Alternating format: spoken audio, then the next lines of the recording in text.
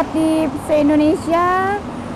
Berjumpa lagi dengan Bunda Ina di episode bincang-bincang dengan seorang tokoh muslimah, pengusaha resto, dan juga punya jiwa edukasi untuk mengedukasi sesama muslimah atau masyarakat sekitar, karena di dalam restonya ini juga beliau punya pendidikan. Ada berbagai macam pendidikan tentang handicraft, pendidikan tentang bagaimana belajar di luar negeri. Putrinya juga seorang pengusaha pendidikan. Kali ini kita ingin mempersembahkan sosok beliau untuk bagaimana memotivasi rekan-rekan kreatif se-Nusantara. Mari kita berjumpa dengan beliau, kita cari sosok yang namanya Bunda Vivi. Oke?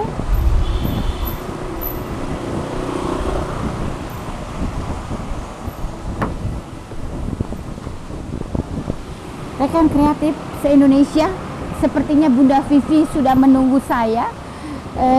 Kita cari yang namanya Bunda Vivi.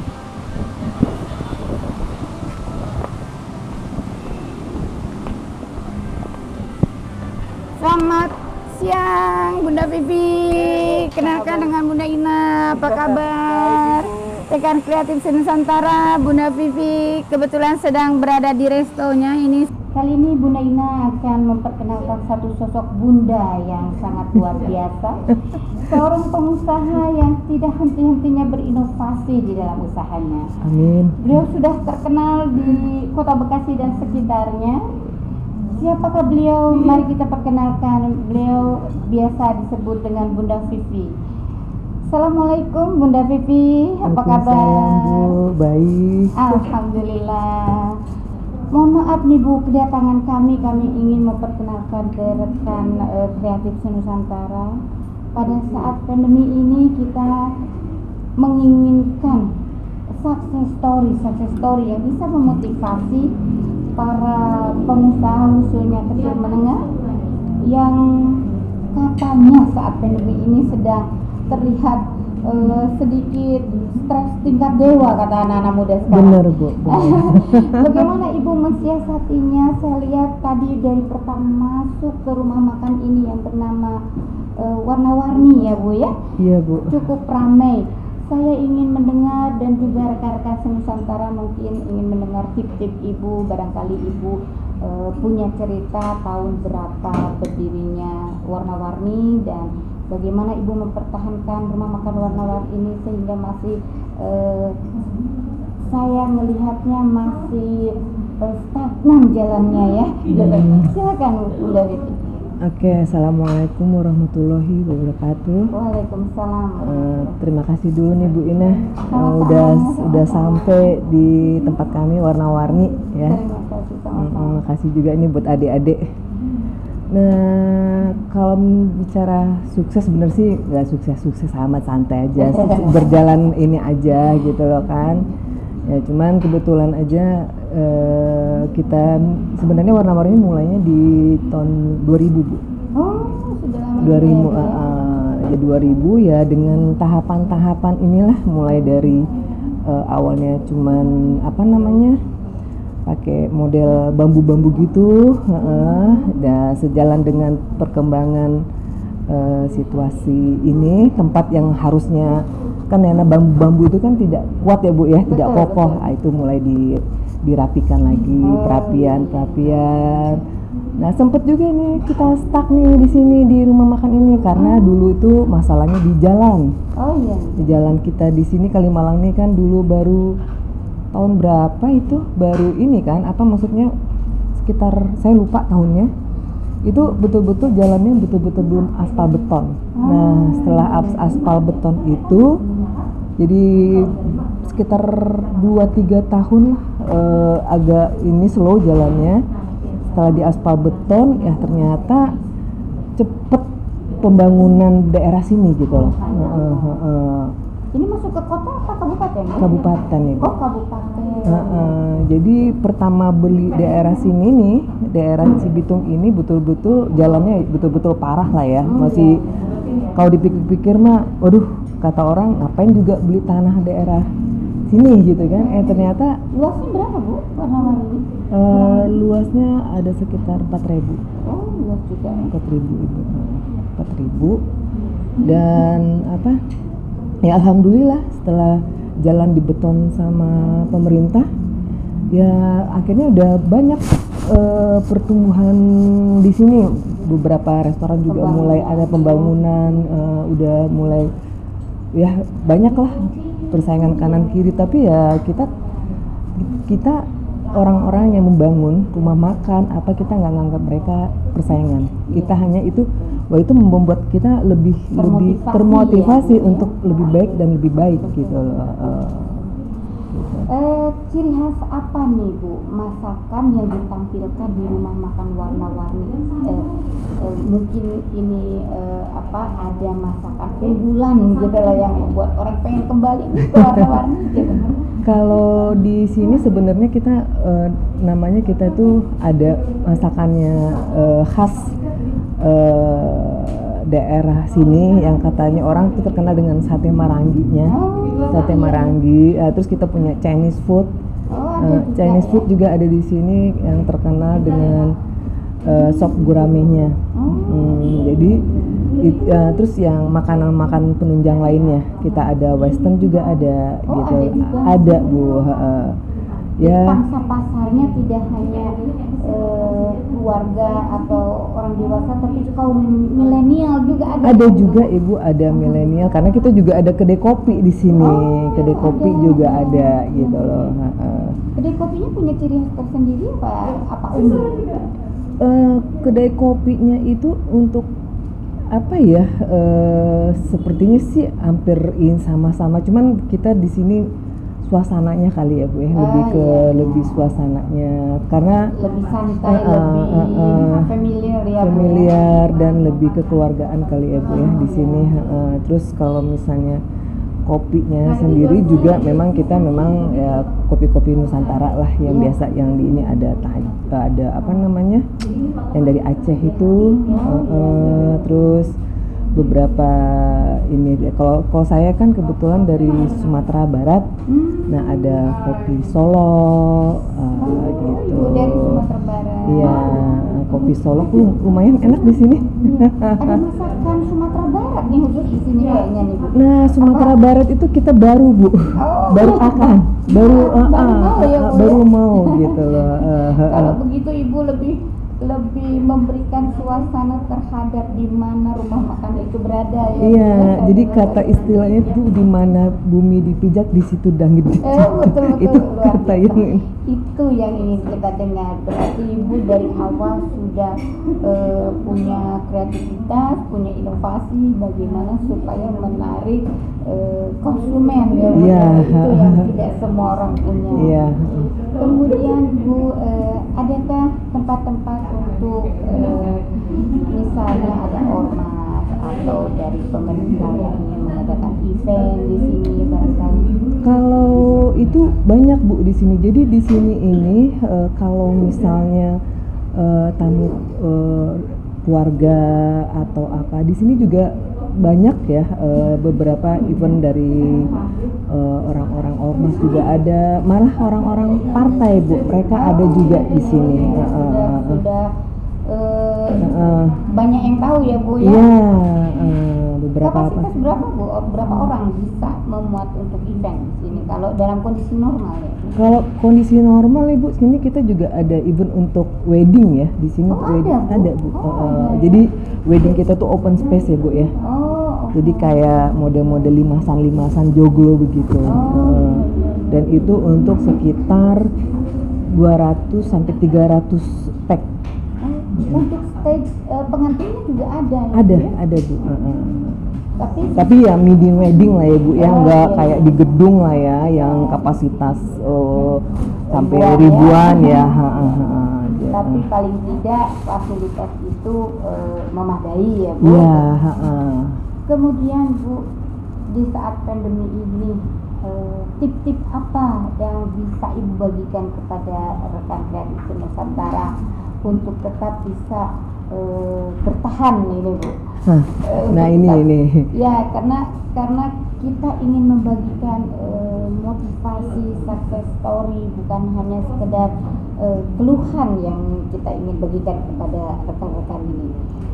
Ini pertanyaannya yang memang pertanyaannya gampang, tapi jawabannya agak sulit gitu loh. Tapi kita berusaha lah ya. Yang jelas udah cukup ramai di saat pandemi ini rumah makan. Ya, jadi gini, memang selama ini kita tidak tutup rumah makan ini tidak tutup. Cuman untuk protokol kesehatan itu kami di sini betul-betul agak ketat ya Bu ya. Dalam artian di setiap di setiap sudut daerah ada yang rumah makan ini kita selalu adain tempat cuci tangan, sabun itu wajib, dan memang saya mewajibkan untuk waiters di sini harus menyuruh minta tolong tamu untuk tetap cuci tangan dulu. Sebelum aktivitas tolong Ibu Bapak cuci tangannya dulu. Karena memang kita semua sini pengen tetap, walaupun dengan pandemi ini toh kita hidup harus tetap berjalan kan Bu. Iya, betul. Nah, kalau misalnya ada tamu yang tidak mau, ya mau nggak mau kita agak sedikit berdebat di situ Bu. Sedikit berdebat di situ. Jadi memang terus satu lagi untuk kalau di sini kan kita mengurangi kursi.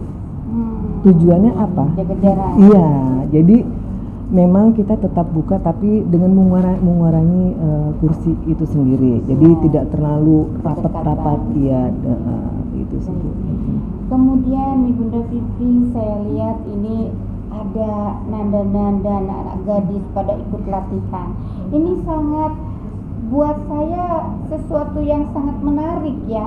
Tidak semua rumah makan memberikan edukasi tersendiri di luar masakan nih Bu.